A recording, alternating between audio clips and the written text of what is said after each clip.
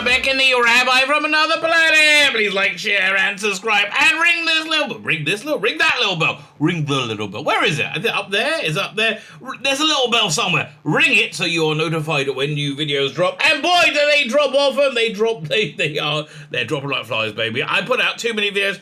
I shouldn't be making this video now, okay? This is crazy, right? I have a video up, a good one, a good video no less, uploaded, ready to go for today. Like, I really could do without the grief. Also, I had to get up at like 6 in the morning this morning and go to synagogue. It's this big, not big, there's a Jewish holiday tonight, but there's a minor Jewish holiday. It's actually the day of judgment for non-Jewish nations or individuals, I'm not sure. So I had to go, I had like a 2-hour prayer service this morning. It was a freaking nightmare, right? Oh my God, I wanted to take the day off. Added to that, by the way, okay, this is a complete aside, but I think you, the audience, need to know how I suffer for you. Added to that, okay, as part of this prayer service, you've got to take a stick, a pomme frond and a lemon and some leaves. Don't even ask. I've gone into it too many times over last week.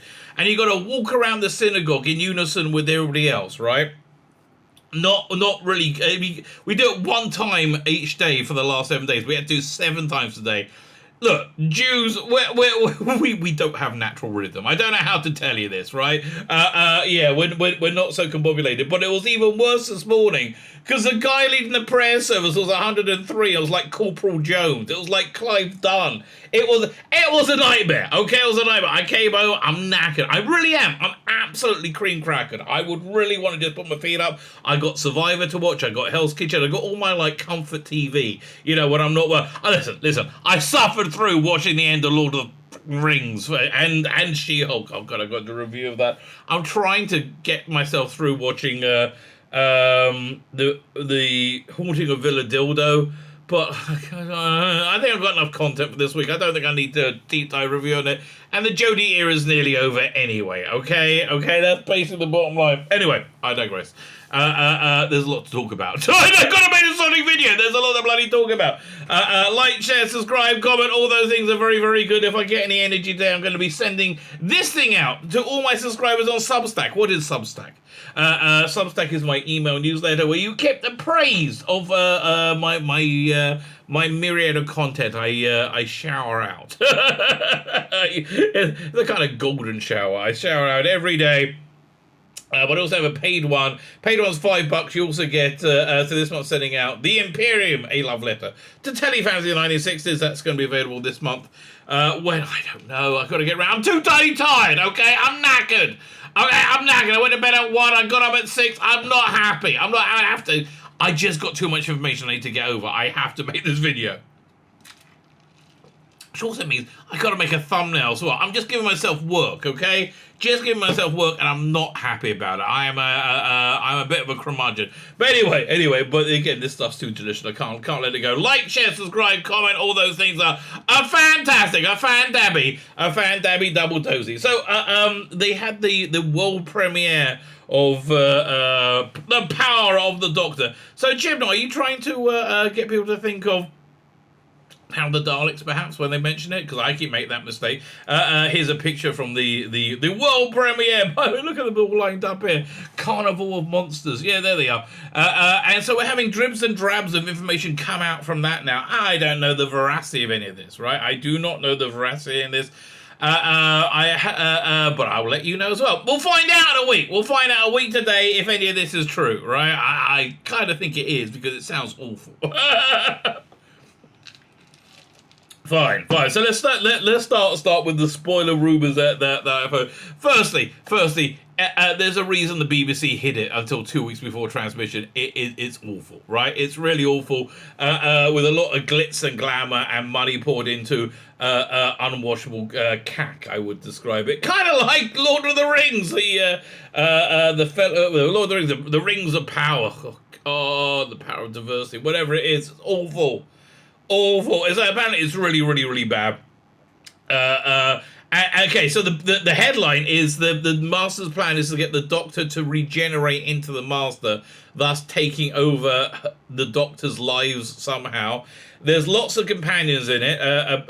Well, we know about Ace, we know about Tegan, but also there's Polly. I heard really Annette Wills. Are they going to get the real Annette Wills in? Polly, Joe Grant. Who else is it?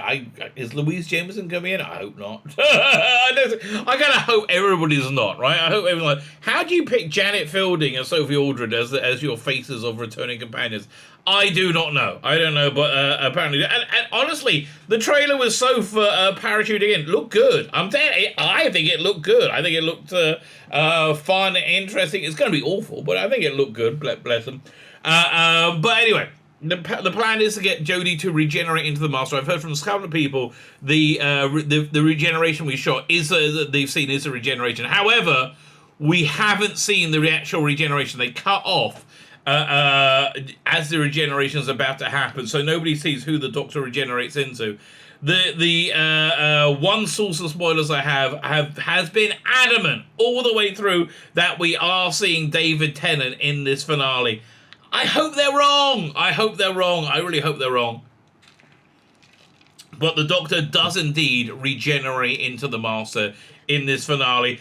Is that her final regeneration? I don't know. But the Doctor does regenerate into the Master. And the regeneration is going on for the entire episode. It's all kind of told in flashback. That sounds very Chris Chibnall to me, right? It sounds very Chris Chibnall. Apparently, Phasmin isn't touched on at all, which I find insane. Do you think they dealt with it completely by Legend of the Sea Devils? Which, oh my god, that's going to piss off all the crazes, isn't it? What more reasons you need than that to have a laugh? But, so Phasmin isn't touched on at all. They clearly don't touch each other.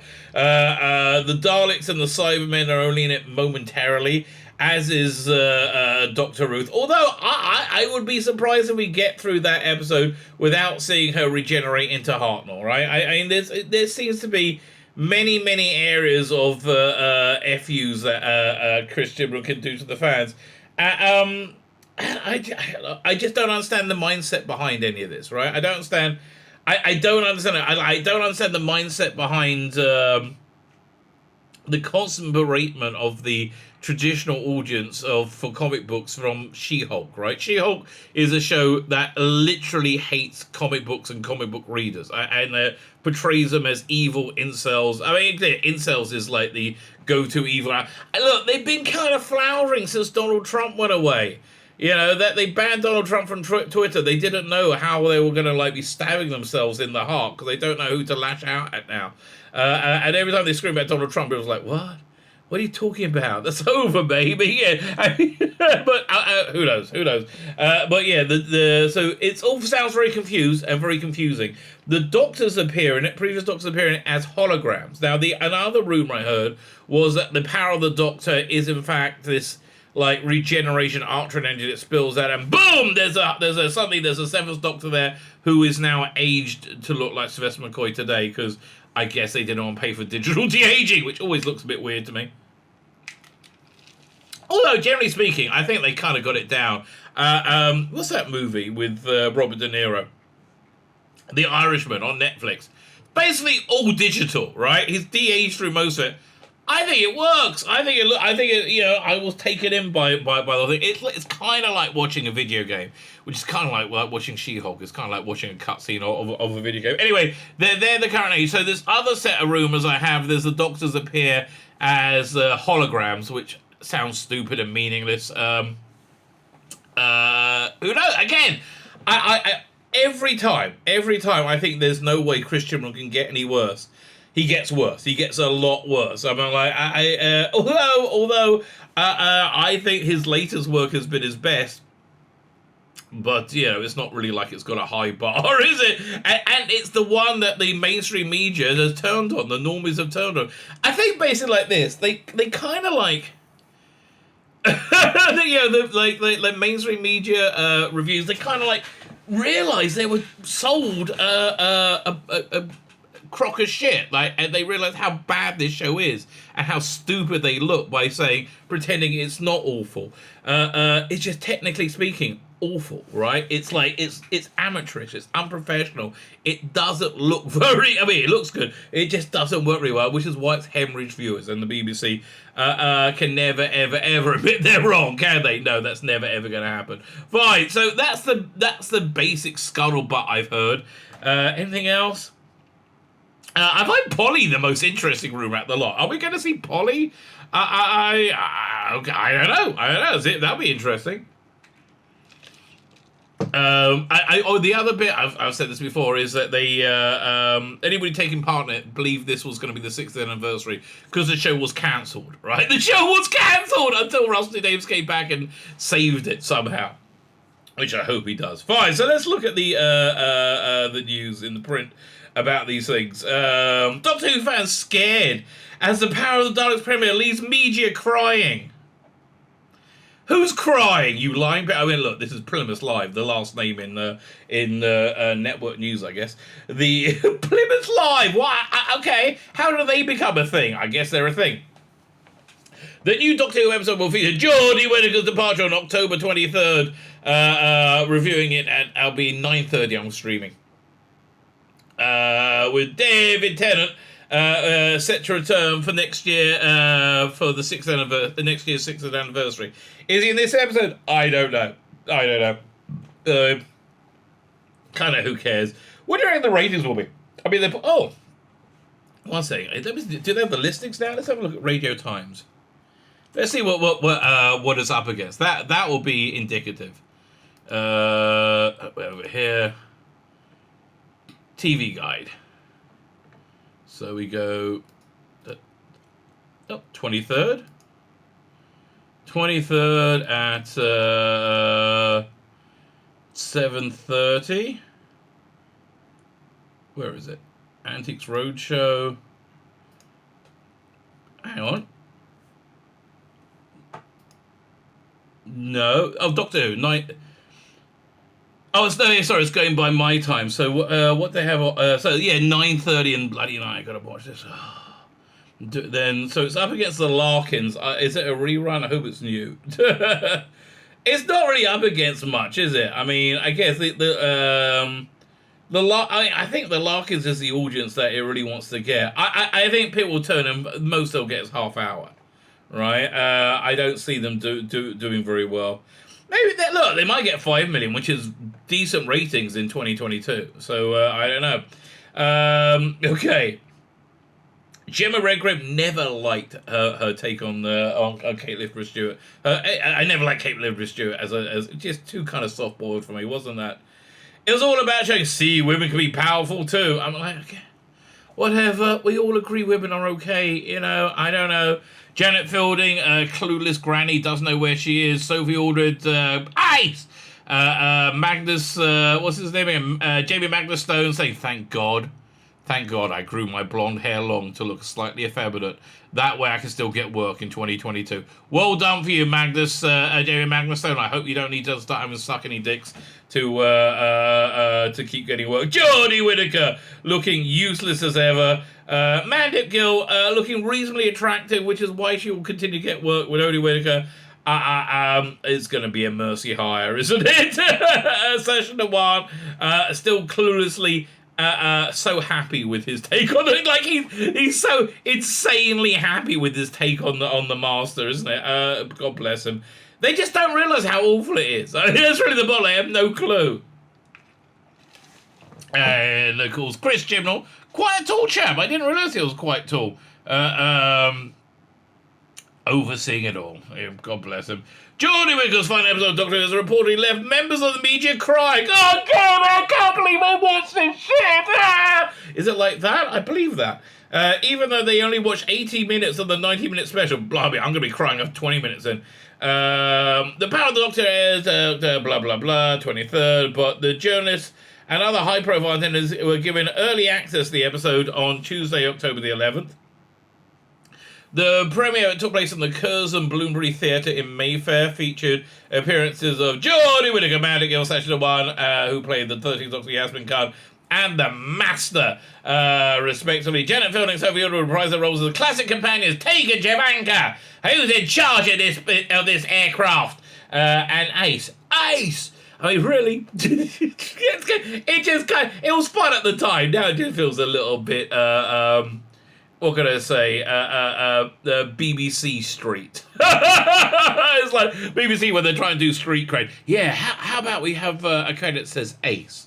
Yeah, that's new and trendy. And don't get me wrong, I love Ace. But in this, I'm going to take the piss. And there's already hints the power of the Doctor could be an emotional episode.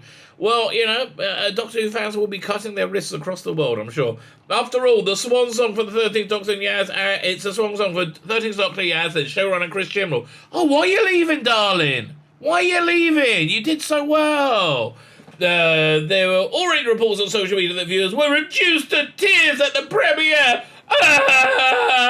Oh, it's so emotional, Icky Thump. That is especially ominous considering the final 10 minutes were not shown. Yeah, that means it's pretty shit. Including Whittaker's impending regeneration. Oh, please don't have David Tennant in it. Please, please. Come on, throw me a bone, mate. That set fans wondering whether or not a major character could die in the first 80 minutes. Well, yes, it's supposed to be tissue compressed, but then untissue compressed. I don't know. I hope they do. I hope they make every wrong creative decision. Right. I hope they give me stuff I can take the piss out of for a good long time. But here's the thing: minutes is over. It's over. The era is done. It's gone. Doctor Who magazine is scrubbing this shit off its first moment possible. Get rid of it. Put the new logo on. Yeah, it's not going to be good. I mean, that's my guess anyway. On Tuesday evening, Joe tweeted... Who's Joe? Did we talk about any Joe so far? No, okay, fine. So Joe, whoever made it, tweeted... Well, if Joe tweeted it, it must be real. We can't talk about Power of the Doctor until it's released. However, I can say they didn't show us the regeneration. They want to save it for the 23rd. Anjali Mohindra, who is stunningly hot. Okay, she's married to Sacha Dhawan. That's why I liked. It was a poetry season 10, I think, or season season 7, I think.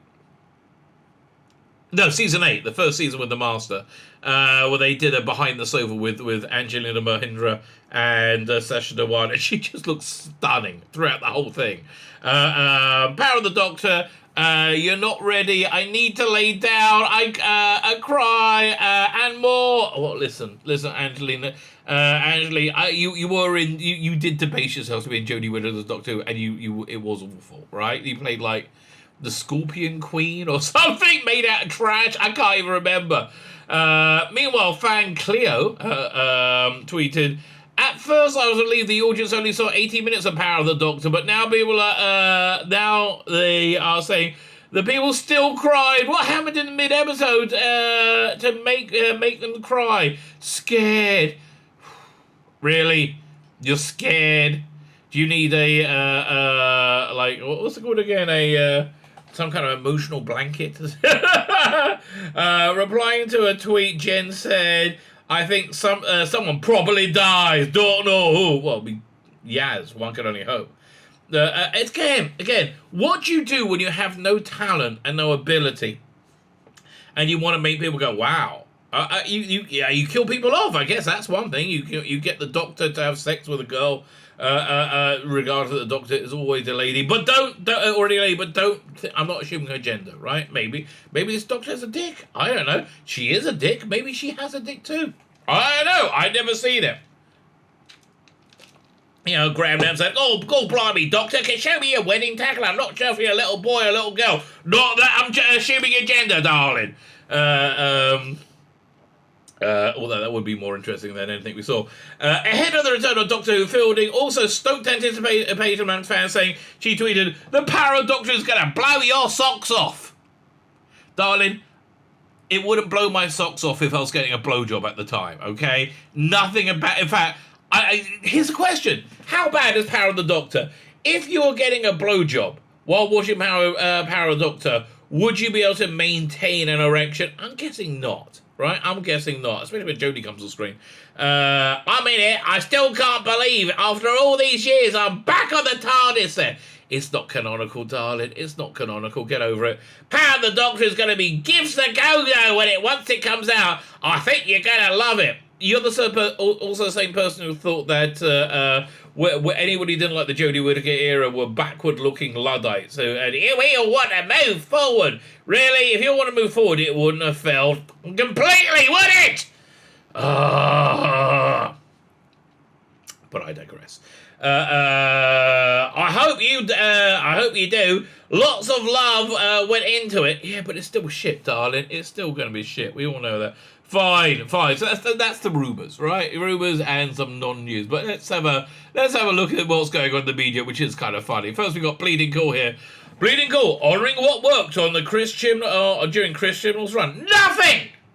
I like the Sideman design, right? But nothing. In terms of script level, nothing. It was all shit. Okay. Let's find out what they think worked. Chris Chibnall's tenure as showrunner on Doctor Who is coming to an end, with a final 90-minute special, The Power of the Doctor. So it's time to look back. We know we've been down on Doctor Who Flux. It's still terrible. We won't take back what we wrote, even though you kind of have egg all over your face. Chibnall's flaws and limits as a screenwriter are well known by now. So well known, he hasn't announced his next job. It's weird. It's almost as if he's unemployable, right? It's strange. I don't actually think he is unemployable because there's no connection between audience, an audience liking something and media company putting money into it, right? I mean, again, look at the MCU. It has failed beyond failed, and they couldn't care less. In fact, I was really genuinely surprised. I spoke to a real, genuine insider. How much of an insider? Like a real insider at one point. So much so you would actually know the name of the person. They're not famous. They're fan famous, right? But they are a genuine insider into the production. Not Russell Davis. Wouldn't that be awesome? But, one second. Just got to put it over there. Fine. And they were saying the BBC were very upset how badly it had done. It didn't appear to be. They're like, oh, let's make some more. Yeah, lots of it. Okay. Flux is terrible. And we take back. We won't take back. Chibnall's flaws and limits are well known by now. But we should ask what he got right. Chibnall cast the first female LGBTQ Doctor. Why did he cast the first female LGBTQ Doctor? Because he has an inability to write, especially Doctor Who. Right? A complete inability to write Doctor Who. And when you don't have any ideas, you fill it with whatever you can. More I look at season 22, which I adore. Lots of jiggling Perry all the way across season 22. I've discovered, I thought Vengeance on Varys Perry was my favourite Perry. It was my go-to Perry. But now I found out the two Doctors Perry. Oh, jiggalicious, baby. Jiggalicious. It's the best. That is the best Perry. But the reason it was filled with sex and violence is because Eric Sabe didn't know what to do. He just did not know what to do with Colin Baker, with the coat, with God. He didn't know what to do. He was pissed off, and he just like, oh, any crap will do. Right, and it showed. It absolutely showed. That was the attitude. Chris Chibnall was the one who pulled the trigger on the first canonical female Doctor in Jodie Whittaker. Well, I think it's probably Piers Wenger and the rest of the idiots at the BBC. Joanna Lumley in Stephen Mother's Children Need. Smooth doesn't count, alas. At the launch of his title stream, he also declared at New York Comic Con that the Doctor is non-binary. I mean, really, it makes me seethe to have, it's okay, Doctor Who should be a platform for modern ideas and modern thinking and a modern way of looking at the world. But, if Doctor Who was being made in the 1930s, it will be, by Chris Chibnall, it will be espousing Aryan beliefs, right, as the new modern way of thinking. 100% it would. To be like, say, oh, it's modern and compassionate is one thing, that's fine. But it's also, this worldview is as indistinguishable from fascism. So, oh, yay, non-binary, yay. So like you got that demographic for like what 0.01% of the population covered. I mean, even though it has grown massively because Disney has put on like on blast on 24/7 along the rest of the media. Being trans is awesome. Being trans is the bestest ever. Non-binary is the bestest ever. Which officially put confirmed Doctor Who as an LGBTQ character for the first time. It really, and again, has Doctor Who really needed that before? I mean, like, it's desperation. It's desperation on what to do when you have no creative ability, and they have no creative ability. It's not me making this up, right? They have genuinely have no creative ability. Children need at the law. He said further LGBTQ. Given that a large section of Doctor Who fandom has been LGBTQ for decades, yes, Doctor Who fandom has a disproportionately high LGBTQ portion, right? Because Doctor Who appeals to the outsider, right? And that's the general. I think that's the general template for Doctor Who. Basically, it appeals to like smart outsiders, right? Because that's basically what the character was. If you're a smart outsider and you're a woman, you Doctor Who appealed to you. If you're a smart outsider and you're black, Doctor Who appealed to you. You know. And honestly, I have no problem with shooting out with being the Doctor. I think the time to do a black Doctor when it meant something would have been season 22 instead of Colin Baker. I think that would have really given. They should have got a different script editor and a black Doctor. I mean, not just any black person. That's the way they cast today. They're, well, you got a vagina, you'll do. And Olivia Colman's like, no, I don't want to. So fine, what about, who's that standing next to you? Jodie Whittaker, yeah, do you have a vagina? Icky thump, I do. Oh, but I'm non-binary, but I don't have a pee-pee. Well, that's good there, Jodie. Do you want to be Doctor Who? Oh, of course I do. I have no idea about it whatsoever. Fantastic, Jodie. Very important, though. Don't do any research whatsoever. Don't find out what this character is. And, I won't do that. In fact, you know what I'll do? I'll play a kind of like an arrogant buffoon who doesn't know anything at all and keeps making mistakes and yet still assuming she's the bestest ever. They go, oh, Jodie. No one's done that before. That's breaking new ground. That's breaking new... it's breaking new ground, all right. I'm breaking new ground. It's just sheer shit. Given the last set is LD, that means a lot to them. Well, I'm glad it does. How did that work out, mate? All right, like, how did that work out? I'm going to give you a little graphic representation of how indeed that worked out over here. And that's how it worked out. Look at that. Look at that. Do you remember that movie Bros? We probably don't. Came out a few weeks ago. Nobody watched it. It was a bad romantic comedy. It seemed like a Saturday Night Live sketch when Saturday Night Live was funny for gay people, right? So if you program for, let's say, how many gay people are on there? Like 3%? Maybe 2 to 3%. Let's say 3%. Let's be generous. And then you program, and you're not going to get 100% of gay people. Let's say you get 33% of gay people. If you program for 1% of the audience, you're going to get that kind of audience. A very, very small one. Look at this graphic. This is accurate, and the ratings actually got worse after this. So, what an achievement. How stunning, how brave. I guess you could make the Doctor, instead of making Doctor Who, as soon as the title's finished, you could have just had Jodie Whittaker's gaping anus, for 40 minutes, and everybody go, oh, it's so stunning, so brave, oh, the gaping anuses of the world can now be represented. What a stunning, brave achievement. To the children watching who really didn't care about this, Whittaker has been one of the most reassuring doctors since she came across since their favourite babysitter. Who wrote this shit? Addie Tantamith. I'm going to guess, there's a picture of him down there. I'm going to guess Addie Tantamith doesn't have any kids, right? I'm going to guess Addie Tantamith doesn't actually know what he's talking about. Addie Tantamith is what we call in psychological circles full of complete shit! No kids are watching. Look. This might surprise you, but this is a graphic of the human beings that watch Doctor Who, right? And so children are included in the human being categories. Also black people and gay people. No one's fucking watching it. You know why? Because it's not watchable. Oh, we're so reassuring. Oh, since my favourite baby said, oh, you're going to die, obviously. You can't tell because he's an incompetent fool.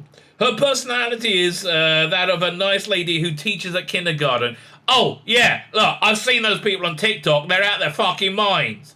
Like, we got to get a gravel pit in for the furry children. What? Yeah, the children who identify as furries. Isn't furry a weird sexual kink where you dress up as big furry animals to have sex?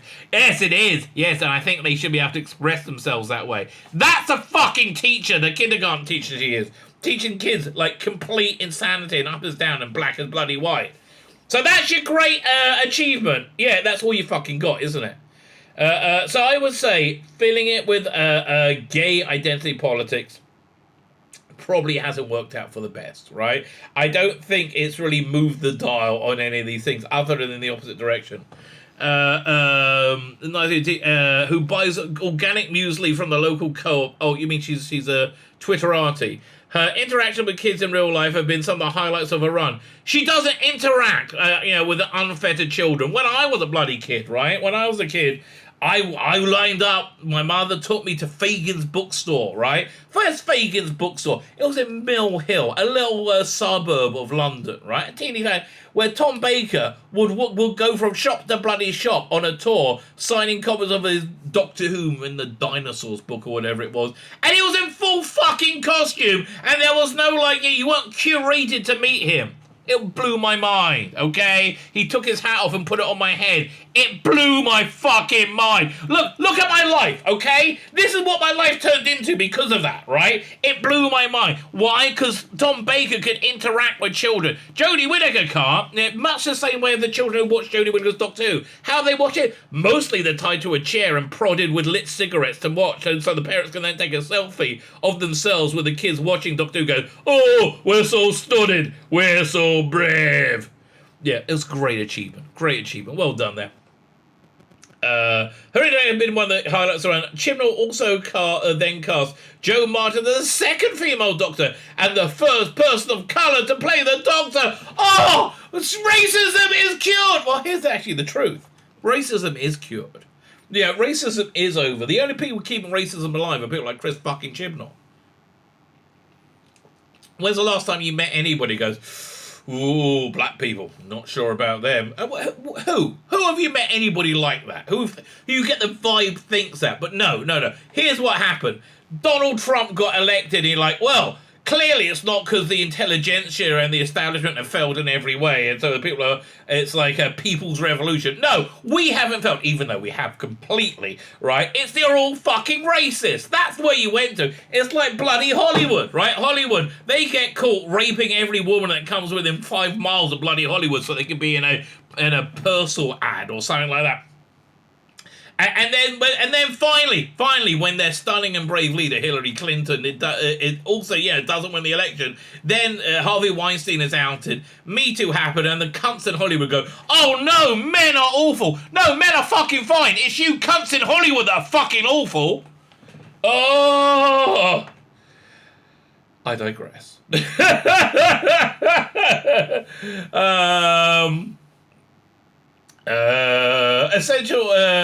Essentially a declaration that the floodgates were open, that the Doctor could be played by literally anyone, not just white men. You know, I was fine with the Doctor being a black. I think the Doctor is a masculine role, right? Yeah. Why is the Doctor a masculine role? Because the Doctor is a hero, right?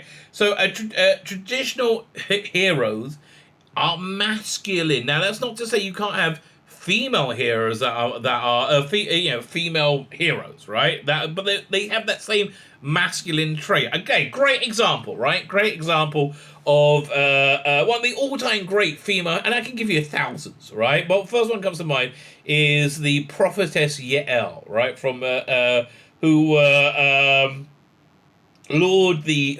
king of the Philistines, I think.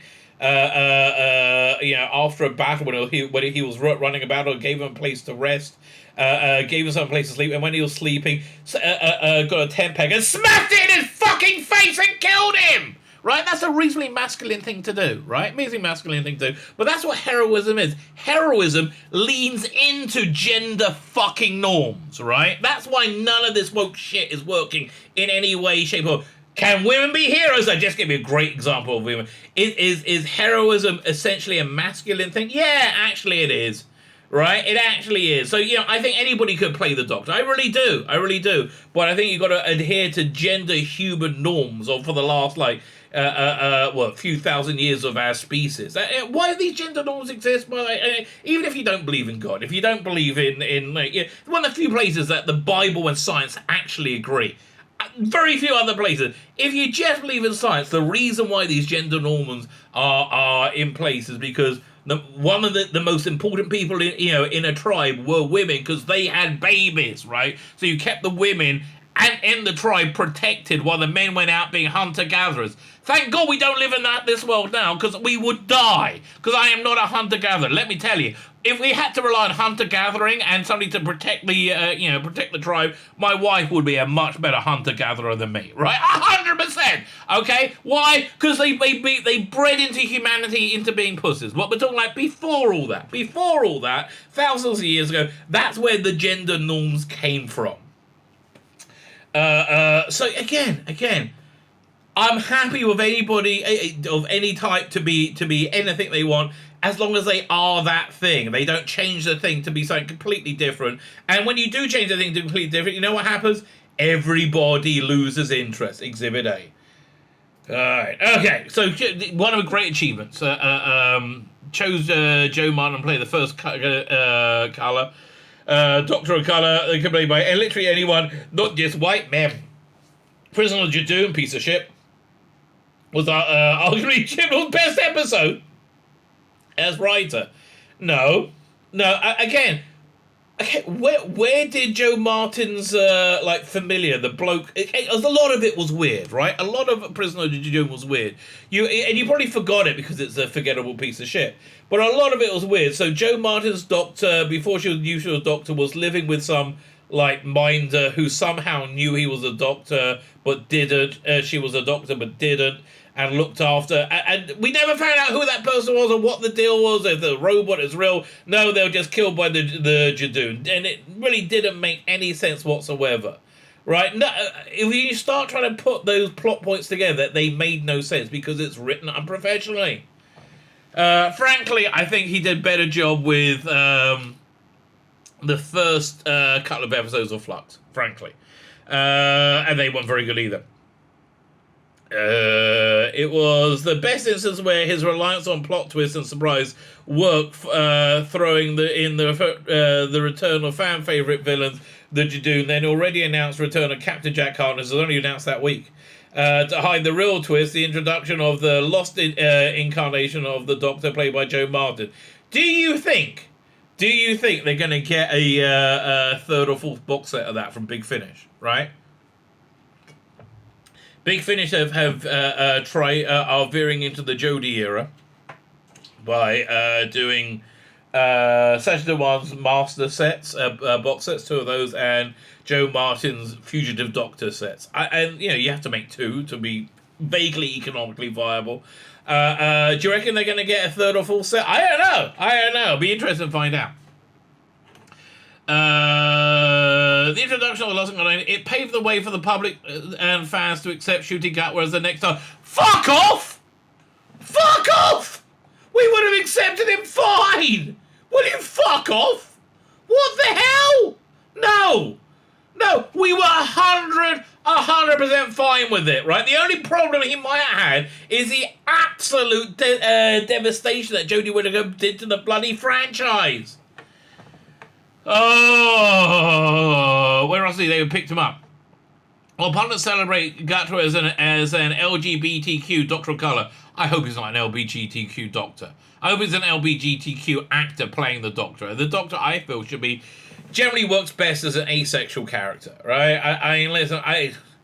It would be somewhat strange if Tom Baker wanted to start humping Sarah Jane Smith. It doesn't really work, right? It really doesn't work. Poor Harry Sullivan, right? I guess that's where we are. Hello, Harry. Could you just get your knees for a second? Certainly, Doctor. What for? No problem. Close your eyes and put this in your mouth. What? Okay. Yeah, just like being back in boarding school. You'll be fine. Yes, it's quite like Sandra.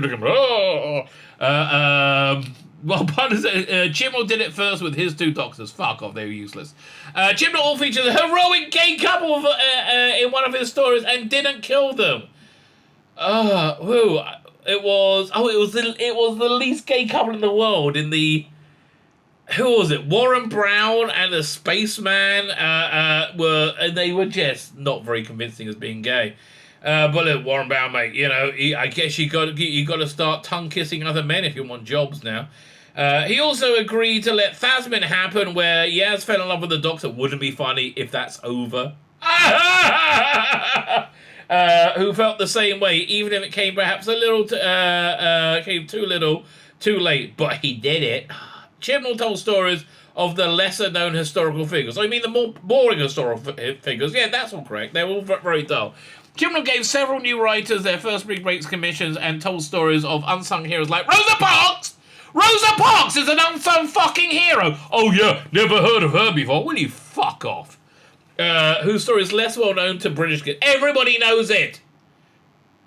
The tragedy of the Indian petition into Pakistan. Is that tragedy when one group of brown people slaughtered another group of brown people? No! The tragedy is the white people let the brown people kill the brown people. Right? And the only reason I know that is by watching this turgid bloody episode of Dr. Bloody Who. With no enemies and no interest and no stakes. It was boring. Ada Lovelace, heard of her. Noah Enoch Khan, never heard of her. Nikolai Tesla, heard of him.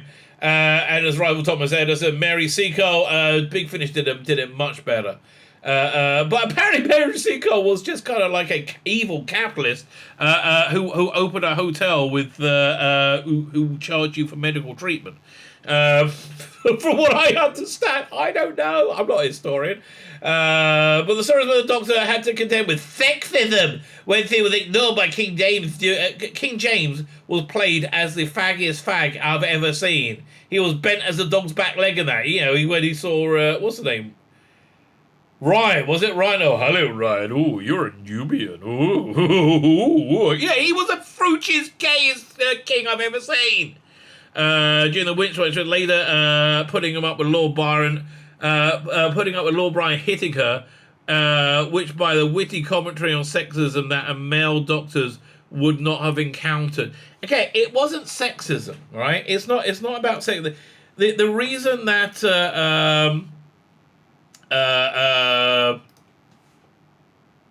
people disregarded Jodie Whittaker's Doctor is because she was a bumbling moron.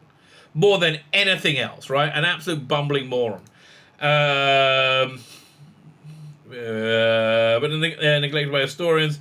Under his watch, Chibnall oversaw the stories where the Doctor had to... Oh, yeah, we did all that. God, it was awful. Chibnall also had more female writers in the first 2 seasons than any of the previous seasons. And again, how did it work out? Yeah, kind of like the same when Big Finish did the same thing. In the first few things, in prisons, and they also wrote the best stories. All featured the most insights into Whittaker's, the personality of Whittaker's Doctor. Whittaker's Doctor had no personality. A bumbling, arrogant moron, right? That was her personality, not somebody anyone was that interested in seeing. Chibnall's first 2 seasons were potentially full of potential and promise. They were shit! It was shit. Okay, let's just go over the stories. We had, here, let me zoom in. Woman Who Fell to Earth.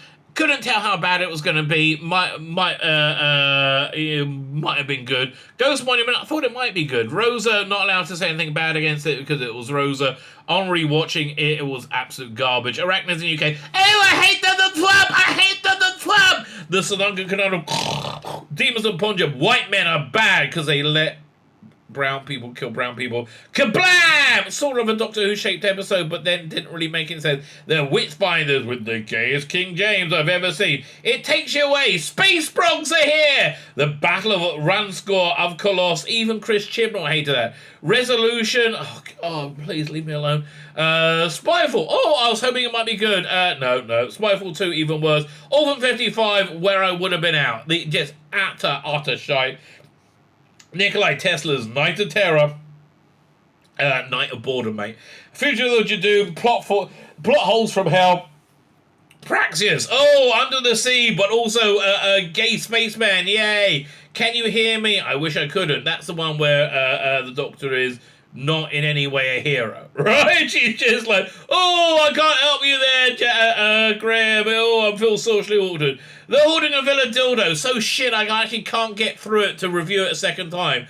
Essential the Cybermen. God, leave me alone. Timeless Children. Oh, well, that went down, didn't it? The Revolution of the Dalek. I actually thought that wasn't a bad. I thought it was bad, but I thought it was. I think it was lifted up by the villain, who I quite like. Halloween Apocalypse could have been good. War of the Sontarans also. It looked and felt like it was sort of like Doctor Who. Once upon a time, boring as hell. Village of the Angels, great cliffhanger, everything else was shit. Survivors of the Flux, everybody hated it. The Vanquishers, also everybody hated it. Even the Daleks, best episode he did. Legend of the Sea Devils and Power of the Doctor. We got to get these two plopping down into nowhere. So no, they've all been shit, right? They've all been unwatchable shit. They did never quite reach the heights of the previous seasons. No, they were all bad episodes, technically very, very poorly written. When the pandemic Chibnall thought to give us another season of Doctor Who, listen, the BBC were schmucks, right? They knew at that point how badly it went, right? They were freaking out about how badly it went. But they were just schmucks. That's the bottom line. They could have just blamed it on COVID and go, no more. And they would have saved so much face. But so that's why I am here ranking on them relentlessly. Because you could have avoided all this, couldn't you? But no, you just can't be wrong. You can't admit you're wrong under any circumstances. When the pandemic had shut down the entire film and television industry, Chibnall's third season of Doctor Who nearly got cancelled together. Oh, if only it did. COVID safety rules made it too expensive and too difficult to shoot the story. You know what? I'm going to give them props, right? I'm going to give them props for pulling out Flux. That, awful acting and scripts aside, did look like decent television, right? I think it's the best thing he's done, right? Including a difficult shoot it was planning for the season, including major crown scenes. He thought and came up with a shorter season, putting the cast and crew back to work. He salvaged a Sontaran story featuring Mary Seacole and the Crimea War to include in Flux. There's probably the strongest story in it. We've talked about the problems in writing Flux. Still the best thing he's done, mate. Too much telling, not enough showing, but you might argue the Doctor Who is better, that some Doctor is better than no Doctor Who. No, I don't think so. He also gave us the new companions, Dan Lewis, played by stand-up comedian John Walsh. Is that his name, John Walsh? I didn't think that was his name. Dan Lewis, played by whatever. In a surprising, soulful and poignant performance, on top of being funny. That's the one where he outed Yaz to the Doctor, right? Yeah, that was nice. There are casual viewers and fans alike who enjoyed the Flux. Nobody liked it. It failed, right? It failed. In that respect, it was mission accomplished. It looked like television. That they've got something on screen. I'm giving props to that. We can't argue about the problems with the script, but Chibnall was under enormous pressure to get the season produced and completed. It was his best writing he's done. He's a shit writer. And under COVID, it's something of a miracle he pulled off at all. So, Christian, we've given you plenty of shit during your run. But for your accomplishments, we salute you. So what was your accomplishment? I put a vagina in Doctor Who. Then I put a black vagina in Doctor Who. Well, that's very impressive, Chris. That's very impressive. I guess that makes everything better then. I guess that makes everything work so much better. Don't you think so? No, I don't think so. So there you go. A video that had to be made. Too many rumours, too much news. I had to get squeeze out. What can I tell you? I just love you, my audience. Could you love me back by hitting the like, share, and subscribe button? All those things are fan-dabby. Double dozy. My name is Tzvi Lebetkin, the Rabbi from another planet. Please like, share, and subscribe, and ring that little bell. Ring the little bell so you are notified when new videos drop.